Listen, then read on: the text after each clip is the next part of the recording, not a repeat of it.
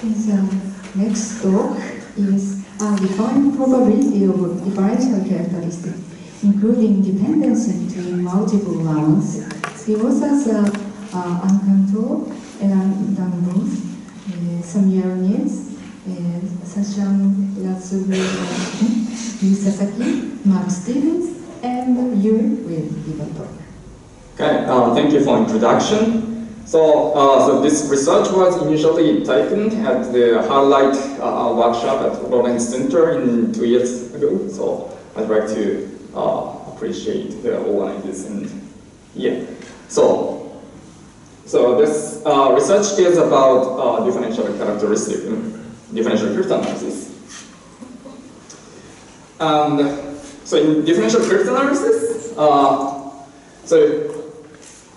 suppose that the cipher consists of the iteration of the random function, and usually attackers construct a chain of differential propagations, differential trail. And the probability for each round is often assumed to be independent. So suppose that like P sub I is the probability for round I, so then the entire probability is the multiplication of each round, because each round is assumed to be independent. Actually, this assumption is valid in many cases.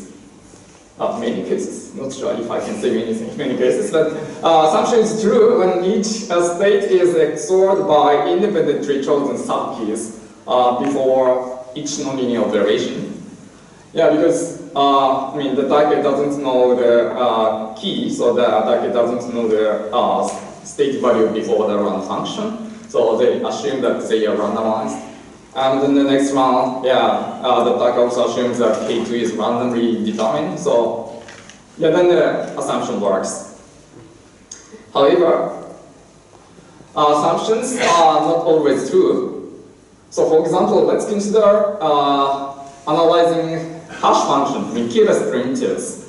Some like a hash function designers estimate the security based on their independent assumptions, but of course there is no source of randomness in the middle. Or even monster construction is becoming popular because we don't have, designers don't need to design key schedule. But then again, there is no source of the randomness in the middle part. Or in the last talk mentioned the AES box in the AES key schedule, but of course during the key schedule there is no randomness. So keyless primitives, we have to consider keyless primitives.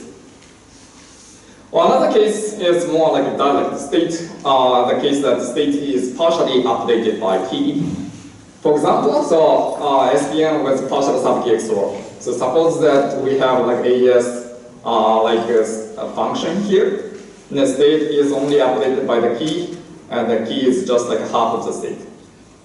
So then in this figure, like the lower half of the cells are not updated, so it's partially keyless.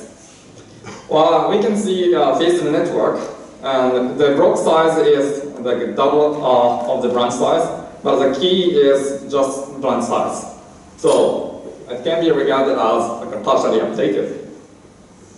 Well, in many cases, some keys are not independent, so anyway, assumptions in many cases, assumptions are not correct. Okay, so actually, this issue is really famous and has been researched a lot in the previous work. And we sometimes have nice tool for key-dependent analysis. Plateau characteristics is a kind of concept including those issues. But those are decent analysis, but analysis requires a long time. So if we have a decent target like AES, then those approaches may be useful. But if we try to design new thing, then using those analysis for each design candidate may take too much time. Okay, so in this work, we focus on the keyless function. So keyless updates appear in many parts of practical designs.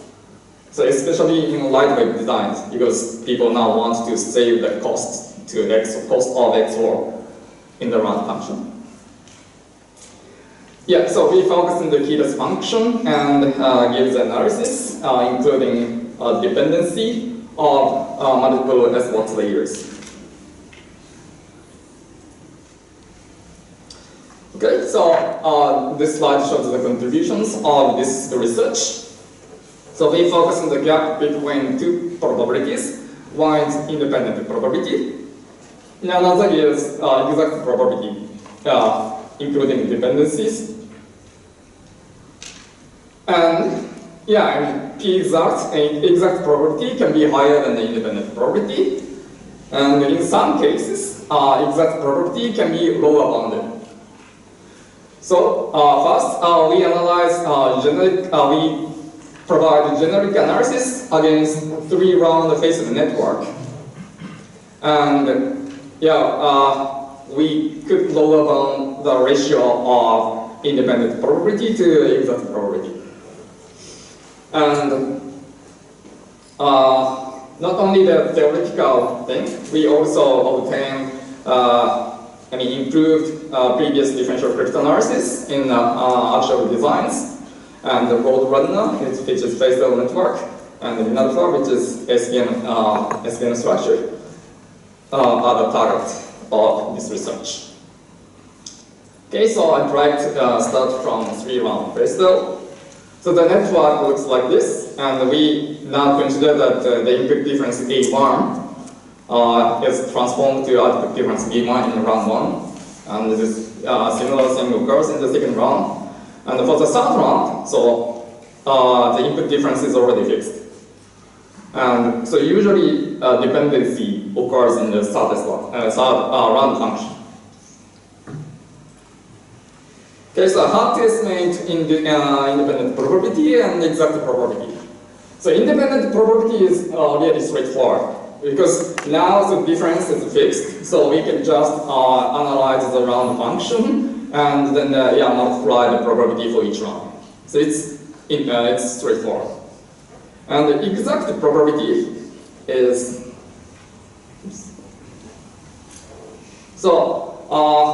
the independent probability assumes that the input values can be chosen uniformly at random from the entire value space.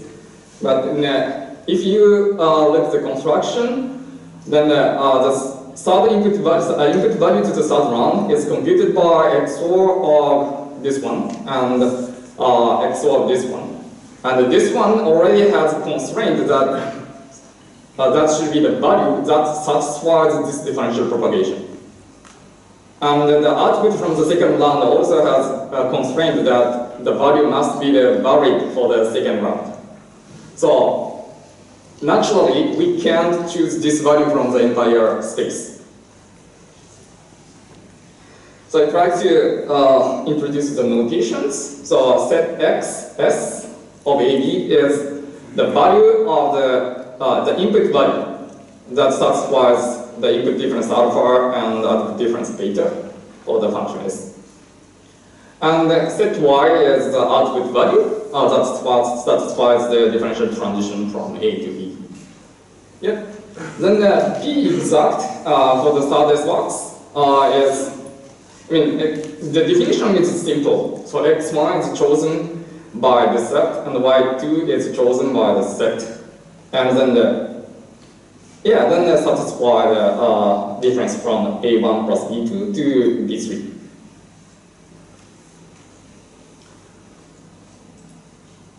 Yeah, so with this concept, what we can obtain, and I like to show the analysis example which we already obtained.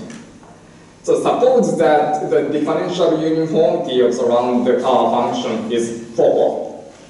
And then we define lambda as a ratio between P exact probability to independent probability. And now we can lower bound lambda by this value. So the n is the size of the random function. I mean, in this case, just one S box.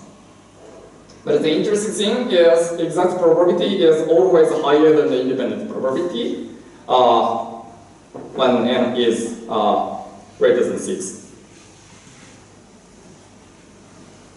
And moreover, so when differences are propagated with probability 2 to the minus n plus 1, I mean the differential uniformity is 4, but now I assume that each S box, in each S box, the differences are propagated with this property. Then we can fix the value of independent probability and the exact probability. And the independent probability is just like a cube of this probability, while p exact is very high. Actually, I want to demonstrate this results in the ASS box. So what I explained can be demonstrated in the ASS box as follows. So now each branch is 8 bits. Okay. So we fix some difference, and from the DDT we already know that the probability from 0x01 to 0xCA is 2 to the minus 7. And yes, similarly, 3 round difference are defined. So then the independent probability is 2 to the minus 21. Yep. But exact probability is 2 to the minus 15. So 2 to the minus 7 occurred in the first 2 rounds, but due to the dependency, if you chose the bad difference, then the probability can be 0. But as long as the difference has a solution, then the probability is 2 to the minus 1, so which is really high. So why this happens? Okay, so the first 2 S box are satisfied with 2 to the minus 14, I mean in a straightforward way. Yeah, but then this is the value set. What is it? So this S box is XORed by this line and XORed by this line. So that is shown in this figure. So this is the output. This is the third round S box, and the input is calculated by this input and the XOR of this input and XOR of this input. Okay. So now, because we suppose that the probability is 2 to the minus n plus 1, then the number of values that satisfy the differential transition is only 2. So we have 2 values choice here, and we have 2 values choice here, yeah, and which is obviously insufficient to cover the entire space here. Okay. And then independently, the third round S box specifies which S box, which input values are required to satisfy this differential transition.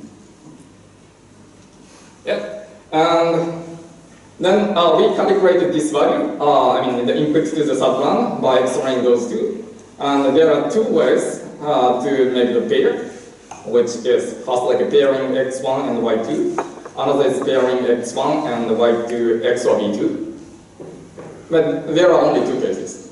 So if you chose difference correctly, then the probability for the third S box is just 2 to the minus 1.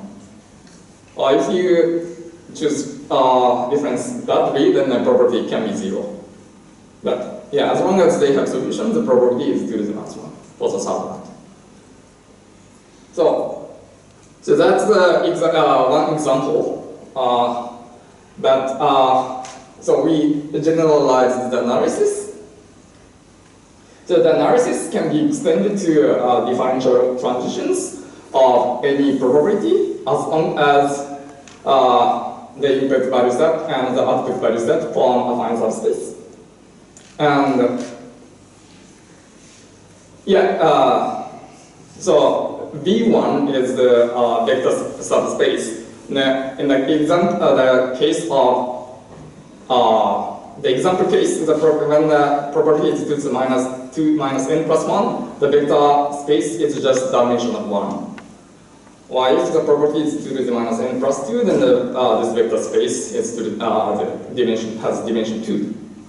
And then the ratio, now this is the input size for the input space size for the third round can be computed like this. So as long as the S-box input and output values form affine size subspace, then we can calculate or we can lower down the probability of the dependent distance.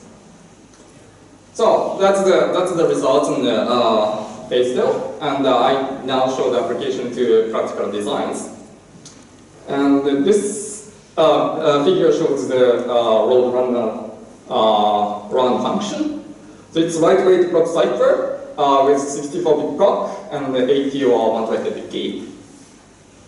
And it's phase of network. And the run function is an SPS run function. So, usually the S-box is firstly computed, then linear computation is done, and then the XOR by P, and it's computed 3 times, and then the lastly S is applied. So the designers already showed the related to P differential trail with 2 active S-box per round. The entire is 12 rounds. So, which is enough to cover the whole cipher. So the designers didn't claim the security against related kickback. But the issue is, so they gave the lower bound of the probability of the differential characteristic, which is 2 to the minus 2 is like maximum probability of the each S-box times the number of active S-box calculated by 2 per round. So in the case of the 4 rounds, I don't show the details, but the characteristic look like this. So first key introduce the difference, then it's cancelled by the second key. The third key introduce the S-box, and then it's cancelled by the next key, and so on. So for 2 rounds, we have 8 active S-boxes. So the independent probability, or the probability derived by the designers, is 2 to the minus 16. But we calculated that the exact probability is 2 to the minus 15. So can you identify like which S-box is affected by the dependency? So the analysis, so the answer is this S-box. Okay, so I would like to extract the deleted part. So this S-box is actually, the input is actually calculated by this S-box output and this S-box input. So the situation is exactly the same as the generic analysis on the 3-round phase cell. So this S-box, the probability is 2 to the minus 1. And so the characteristic is iterated more. So for 4 rounds, the gain is 1 bit. And after 2 rounds, we have another dependent S-box. So the probability is the gain becomes more. And in the whole round, the gain becomes 2 to the 5, which is not negligible. And we did the analysis for the Roadrunner 80, and when we first detected the path, then the probability is 2 to the minus 68, so which is smaller than to satisfy it with codebook. But by considering the dependency, the probability we detected that the probability is 2 to the minus 62. So actually, each round could be covered by the differential attack. And so the Roadrunner uses 96-bit round key, which is more than the block size per round. But unfortunately, still keyless structure appears. So this might be good. We need to learn something from this fact. Okay. So I try to show another example, which is Multip. So Multip has an even master construction with 256-bit permutation. And its linear layer is this binary matrix. And I skipped most of the details, but the core part is the differential transition of the single crown. So there are differential trail which activate only 4 active S-box to bypass 2 layers. And actually the branch number of this matrix is 4, so you need at least activate 4 S-boxes. And the probability of the maximum probability for each S-box is 2 to the minus n plus 2. And you have 2 S-box here, and you have 2 S-box here. But if dependency is considered, then a probability for the second one is saved for 1 S-box. And because this appears in every column, the same effect can be applied and can be collected from many columns. And then for the 6th trail is improved from 2 to the minus 128 to 2 to the minus 96, so which is pretty big. And actually the tag is extended to 8 columns. Okay, so I'd like to conclude my talk. So even if the primitive uses the keyless computations, primitive uses the key, still keyless computations can appear in many places. And yeah, we have to care that exact probability can be higher than independent probability. And yeah, so I talked about the generic analysis on 3-round Pastel and application to existing cycles. So thank you for your attention. Are there any quick questions from the floor?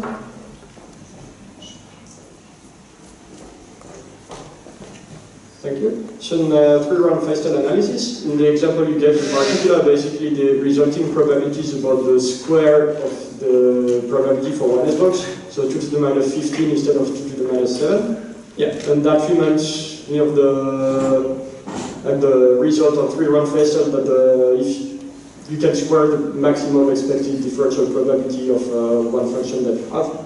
So there's some relation with this result, and in particular the proof of this taking, well, the proof that you have for this kind of Pastel and the classical proof for 3-round Pastel.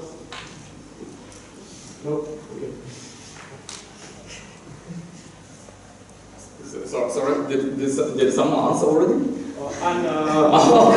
I'm sorry, but I'll let you answer. Yeah, I think we can have a local discussion later. Okay, thanks. Okay, so let's thank the speaker again.